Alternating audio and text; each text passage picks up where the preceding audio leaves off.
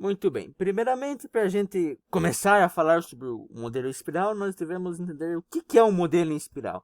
Ele é basicamente um modelo de processo de software. Beleza. Mas o que é esse modelo de processo de software?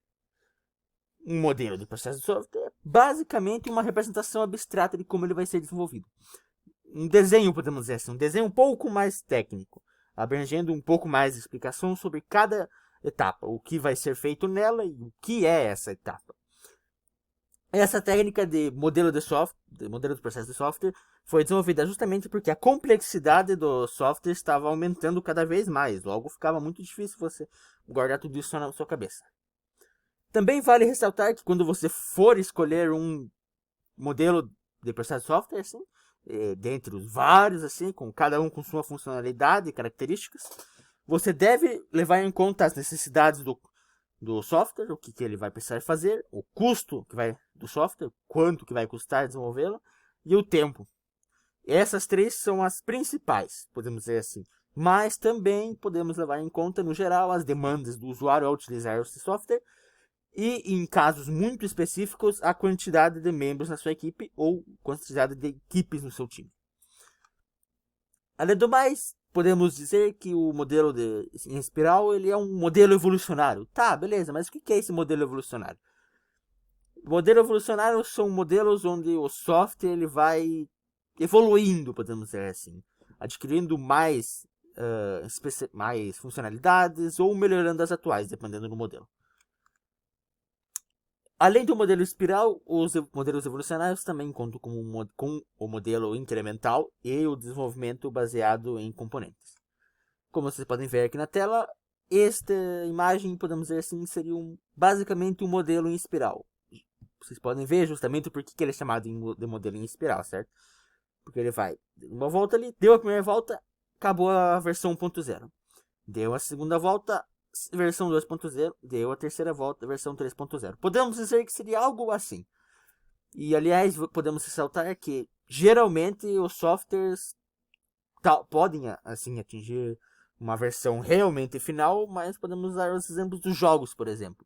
Eles sempre vão recebendo uma atualização, mais uma atualização, mais uma atualização, até que a vida útil desse jogo chegue ao fim. Aí sim é que acaba a atualização dele e ele tem a sua versão final, o seu projeto final. Tá, beleza, mas qual que seria o objetivo desse modelo em espiral?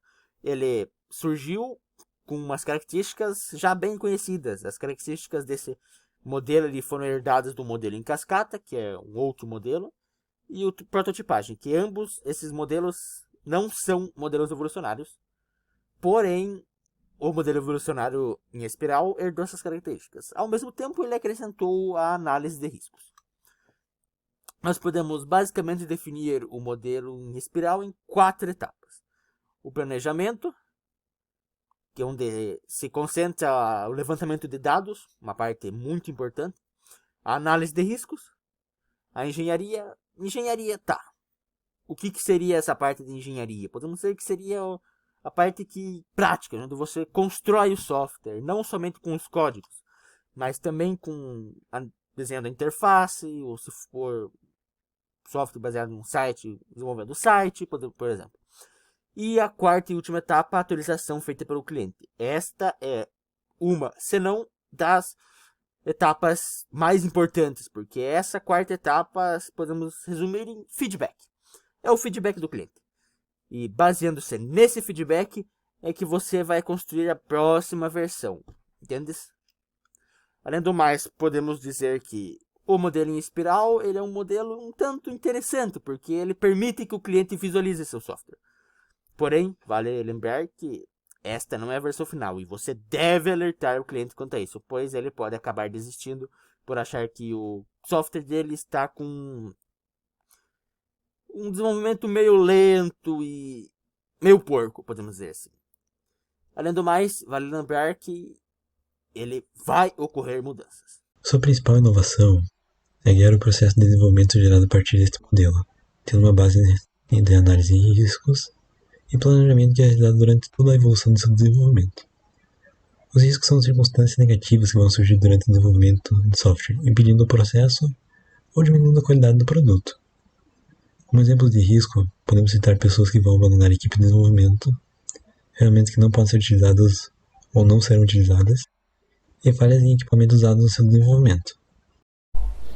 Bom, como funciona o modelo espiral? O modelo espiral ele começa com os requisitos de um projeto inicial para o desenvolvimento, incluindo um orçamento, restrições e alternativas para o pessoal, o projeto e o ambiente de desenvolvimento. O processo insere uma etapa para avaliar os riscos e os protótipos alternativos antes de ser produzido um documento de concepção para as operações, a fim de escrever em alto nível como o sistema funcionará. A partir desse documento, um conjunto de requisitos é especificado e detalhado para assegurar que os requisitos estão totalmente completos e consistentes quanto possível.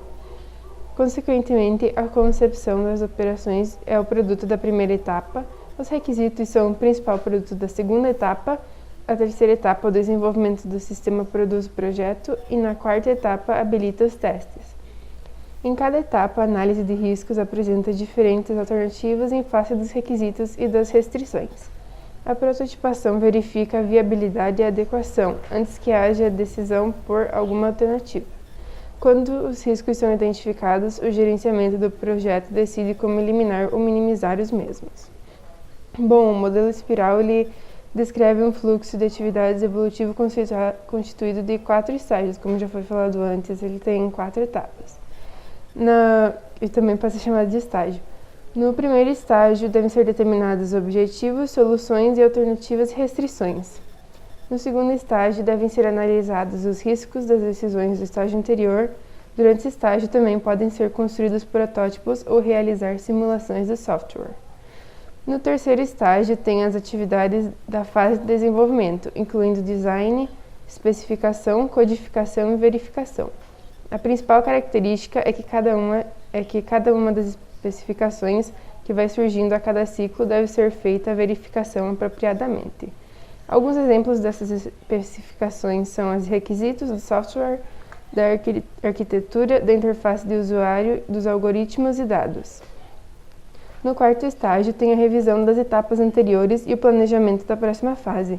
Nesse planejamento, dependendo dos resultados obtidos nos estágios anteriores, decisões, análise de riscos e verificação, pode-se optar por seguir o desenvolvimento no modelo cascata, evolutivo ou transformação. Como exemplo, se os requisitos forem completamente especificados e validados, dá para optar por seguir o modelo cascata. Caso contrário, dá para optar pela construção de novos protótipos, incrementando-os, avaliando-os e avaliando os novos riscos e replanejando o processo. A comunicação do modelo espiral. Bom, a comunicação no modelo espiral, ela usa a prototipação. Mas o que seria a prototipação? A prototipação nada mais é do que um processo que tem como objetivo facilitar o entendimento dos requisitos de uma aplicação, ou seja, deixar a aplicação mais simples e mais fácil. Então, a comunicação usa da prototipação como um mecanismo de redução de riscos. Mas o que é mais importante do que isso, ela possibilita que o desenvolvedor aplique a abordagem de prototipação em qualquer etapa da evolução do produto, ou seja, na entrega, na comunicação, no planejamento, tudo isso dá para usar a prototipação. A comunicação também mantém a abordagem de passos sistemáticos sugerida pelo ciclo de vida clássico, mas incorpora numa estrutura iterativa que reflete mais realisticamente o mundo real. Agora eu vou falar sobre o planejamento.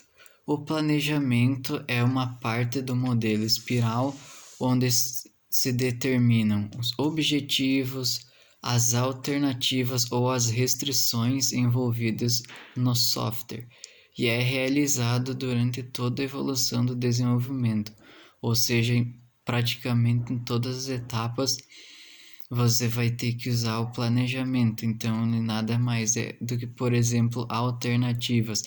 Se você tem um erro num sistema, o planejamento vai te oferecer alternativas, tipo a opção A, a opção B ou até a opção B. Seria isso.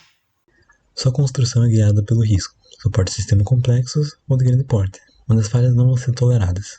Para isso, cada interação é uma atividade dedicada à análise de riscos e é apoiada através da geração de protótipos. Não são necessariamente operacionais, podem ser apenas desenhos da tela. Isso é necessário para que haja um envolvimento constante do cliente nas decisões do projeto. A cada interação é dedicada uma fase do processo de vida de um software, podendo ser a viabilidade do projeto, definição de requisitos, desenvolvimento e testes. Como funciona a entrega? O produto pode ser modificado mesmo depois que foi entregue ao cliente, ou seja, não apenas com uma manutenção, mas também com atualizações e mudanças drásticas. O projeto só é finalizado quando o cliente terminar ou chegar a uma determinada data de encerramento do programa. Onde esse modelo é usado? Normalmente é usado com mais frequência em projetos maiores, porque não faz muito sentido você usar ele em um projeto pequeno, é uma perda de tempo desnecessária. E ele não é muito usado ainda por causa que ele é relativamente novo comparado aos outros.